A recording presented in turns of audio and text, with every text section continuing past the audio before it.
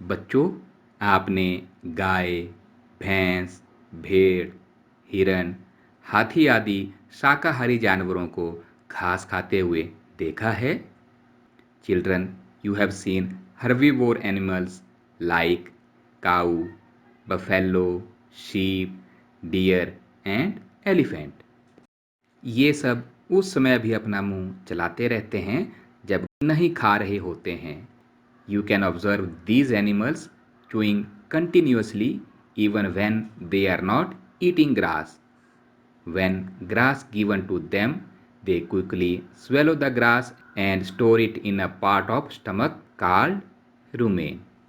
जब उन्हें घास दिया जाता है तो वे जल्दी जल्दी निगलकर घास को अपने आमाशय यानी पेट के एक भाग में जमा कर लेते हैं। यह भाग रूमेन यानी प्रथम आमाशय कहलाता है। इन जंतुओं में आमाशय 4 भागों में बंटा होता है। In these animals, stomach has been divided into 4 parts. Rumen में भोजन का आंशिक पाचन होता है यानी थोड़ा सा पाचन होता है, जिसे जुगाल कहते हैं। Rumen partially digest the food and is called cud. बाद में जंतु इसे छोटे छोटे गोलों के रूप में फिर से मुख में लाते हैं और उसे चबाते रहते हैं। इस प्रक्रिया को जुगाली करना या रोमंथन कहते हैं और जुगाली करने वाले इन जंतुओं को रूमिनेंट कहते हैं। These animals later return the cud to the mouth in small lumps and the animal chews it. The process is called rumination and these animals are called ruminants. The grass is rich in cellulose, that is a type of carbohydrate. As we have studied that carbohydrate is a complex substance and many animals including human can't digest cellulose. घास में cellulose बहुत मात्रा में होता है जो कि एक प्रकार का कार्बोहाइड्रेट है। बहुत से जंतु यहाँ तक कि आदमी भी सेलुलोज का पाचन नहीं कर सकते।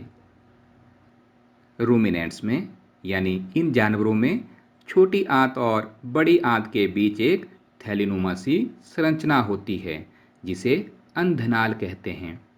भोजन के सेलुलोज का पाचन यहाँ पर कुछ जीवाणुओं द्वारा किया जाता है। ये जीवाणु मनुष्य की आहार नाल में नहीं होते हैं।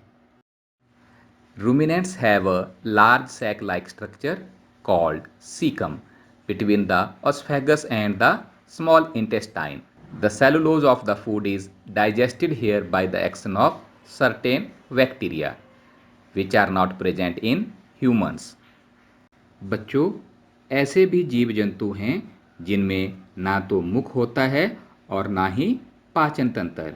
तो ये भोजन कैसे ग्रहण करते हैं और उसका पाचन कैसे करते हैं, आइए जानते हैं। There are many small organisms which do not have a mouth and a digestive system. Then how do they acquire and digest the food? Let us know about it. बच्चों, अमीबा जलाशयों में पाया जाने वाला एक कोशिक जीव है। अमीबा की कोशिका में एक कोशिका झिल्ली होती है और एक गोल सघन घना केंद्रक एवं कोशिका द्रव्य में बुलबुले जैसी अनेक धमनियां होती है। आपको पता है, अमीबा लगातार अपनी आकृति और जगह बदलता रहता है। इसमें एक या एक से ज़्यादा उंगली के समान प्रवर्ध यानी छोटे छोटे पांव निकलते रहते हैं, जिन्हें हम पादाब यानी कृत्रिम पांव कहते हैं। ये अमीबा को गति देने व भोजन पकड़ने में मदद करते हैं। वैसे तो अमीबा सूक्ष्म जीवों का आहार करता है। जब भी इसे महसूस होता है कि इसके आसपास भोजन है तो ये अपने चारों ओर अपने वो कृत्रिम पांव यानी पादाब विकसित करता है और उन्हें निगल लेता है। भोजन उसकी खाद्याधानी में फंस जाते हैं और इस खाद्याधानी में ही पाचक रस स्रावित होते हैं और ये उन पदार्थों को, उन भोजन को उन सूक्ष्म जीवों को सरल पदार्थों में बदल देते हैं और धीरे धीरे पचा हुआ भोजन अवशोषित हो जाता है। बिना पचा भोजन अपशिष्ट खाद्यादानी द्वारा बाहर निकाल दिया जाता है। Amoeba is a microscopic single-celled organism found in pond water.